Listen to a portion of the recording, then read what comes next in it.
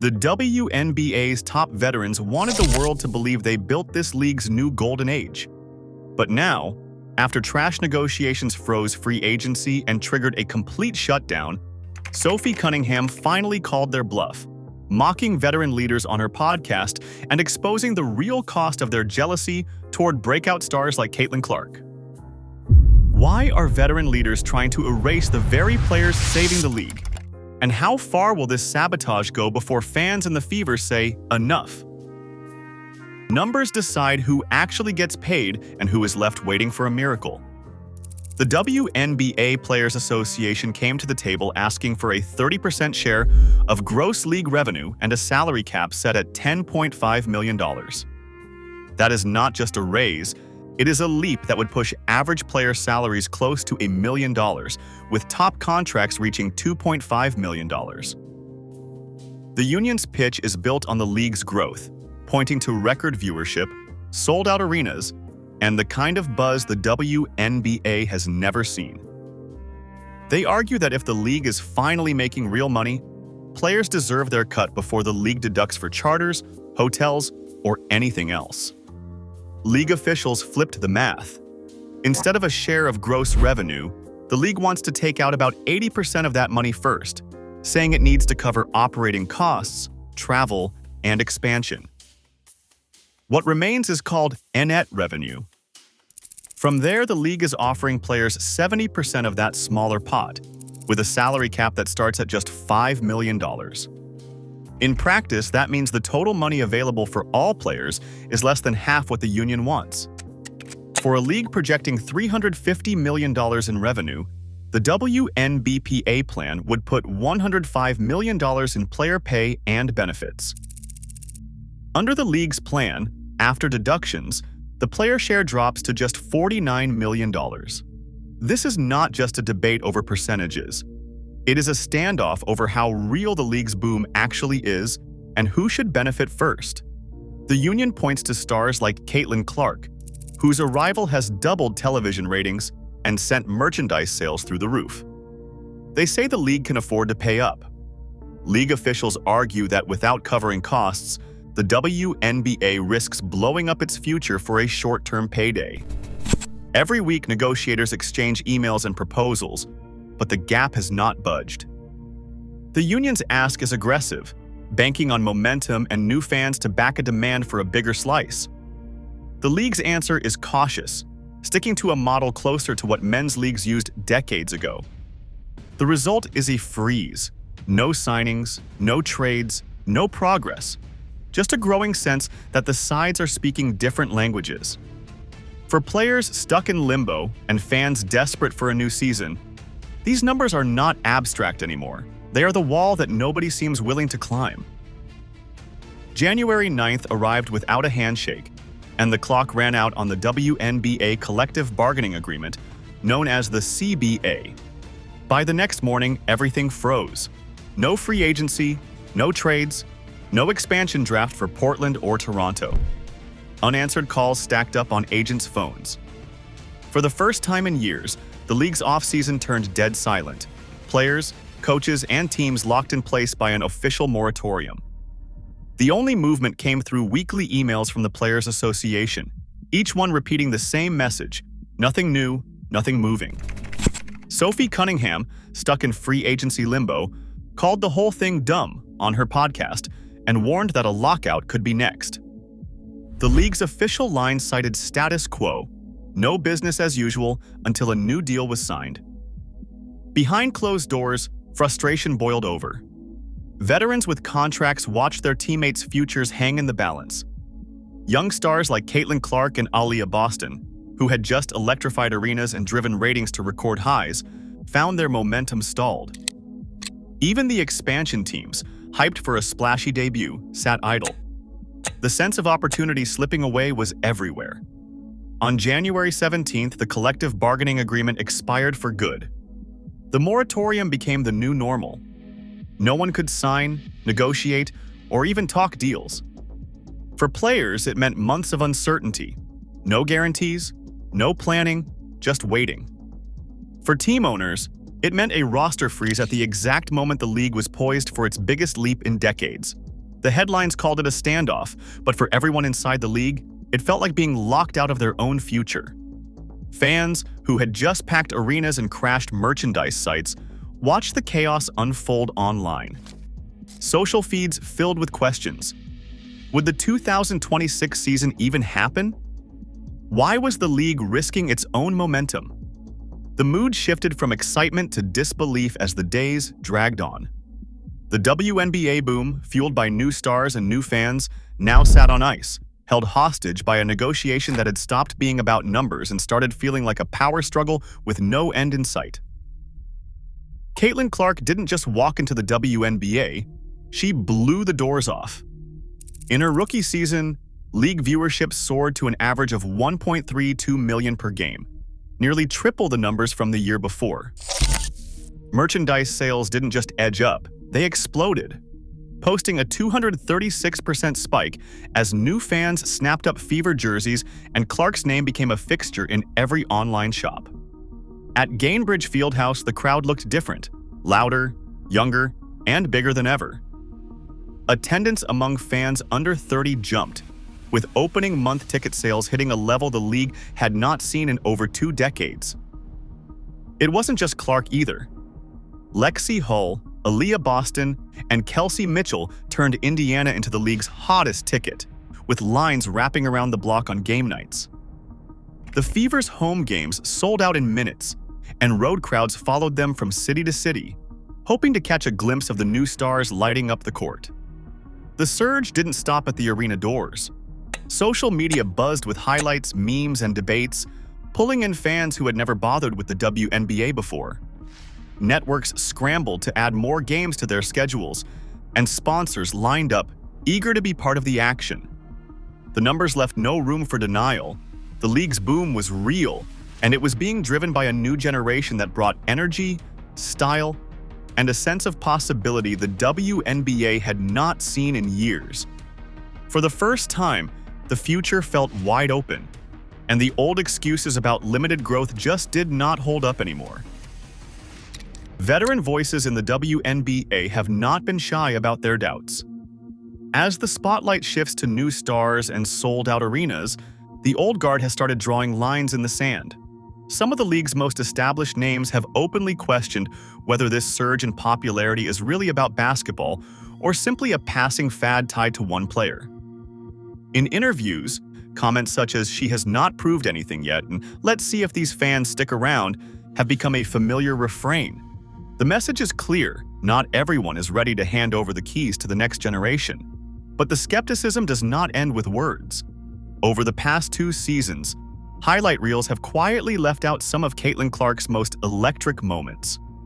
National broadcasts have sometimes cut away from Fever celebrations and focused instead on veterans with established resumes.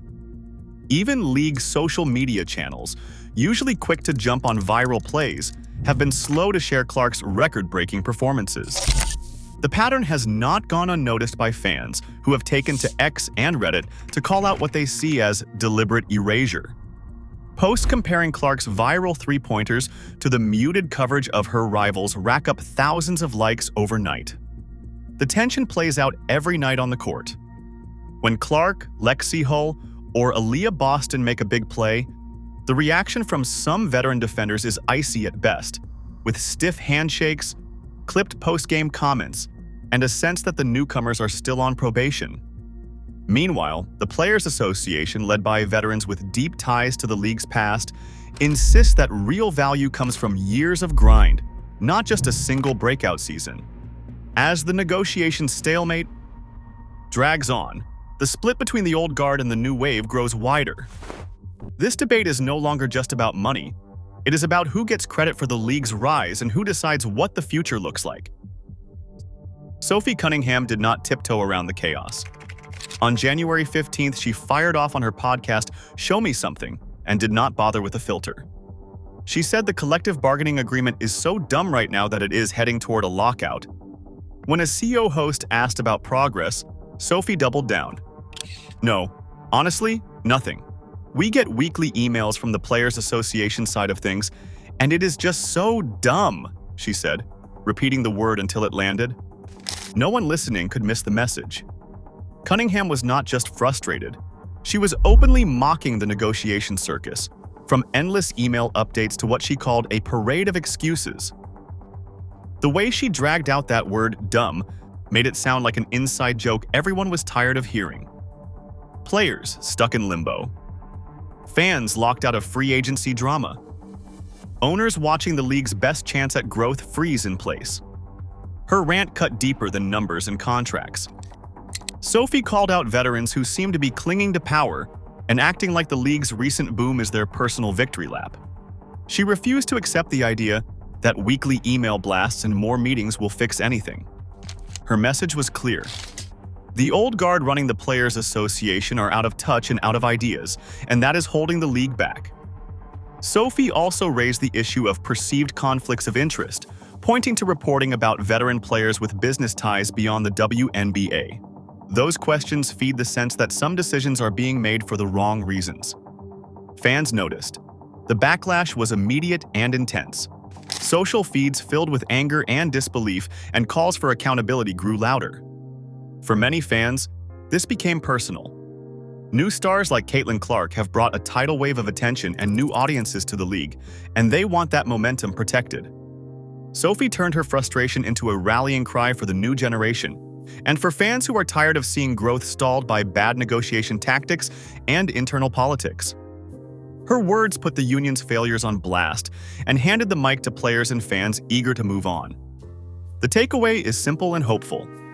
Fans are standing with the rising stars, including Caitlin Clark, Lexi Hull, Aaliyah Boston, Kelsey Mitchell, and Sophie Cunningham herself.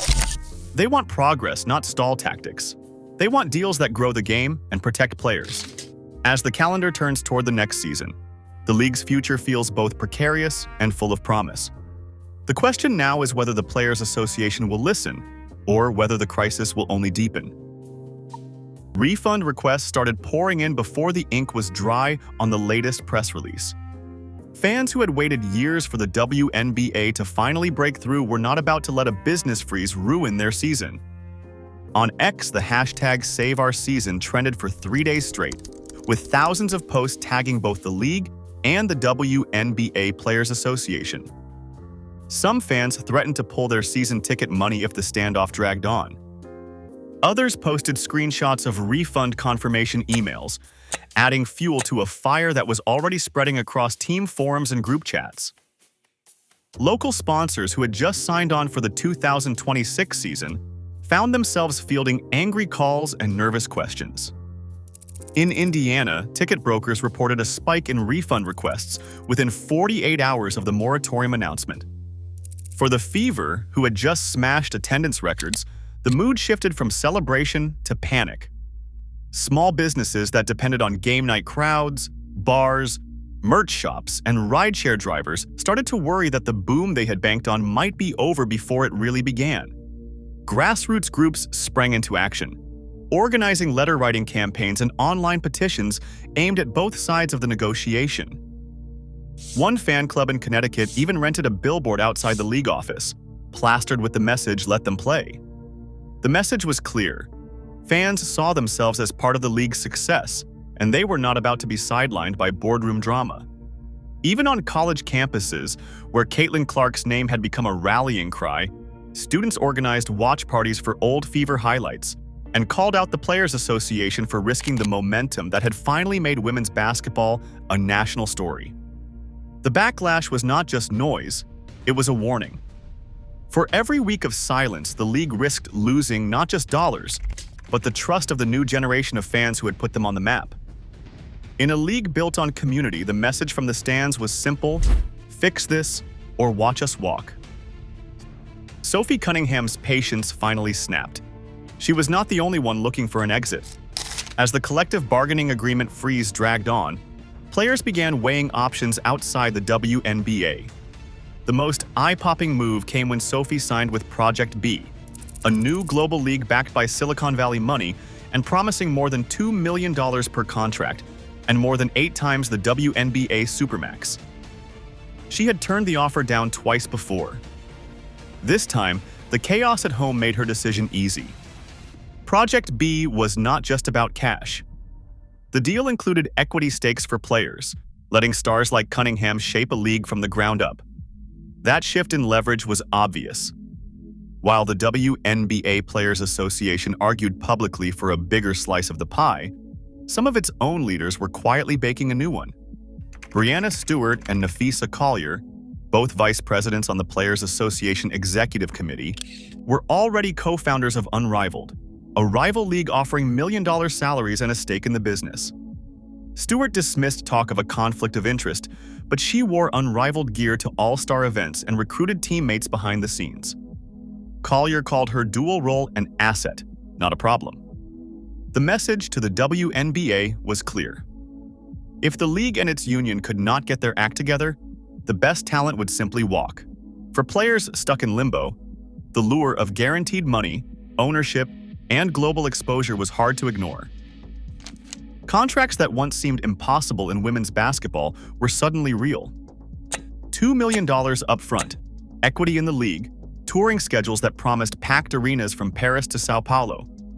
Even Nneka Ogwumike, the WNBA Players Association president, joined Project B as a player and advisor just weeks after the moratorium started. With every new signing, the balance of power shifted. The WNBA's grip on its stars loosened, and the old rules about loyalty and legacy started to look outdated. For fans, the prospect of seeing favorite players bolt for overseas tours or rival startups made the collective bargaining agreement freeze feel less like a negotiation and more like a countdown.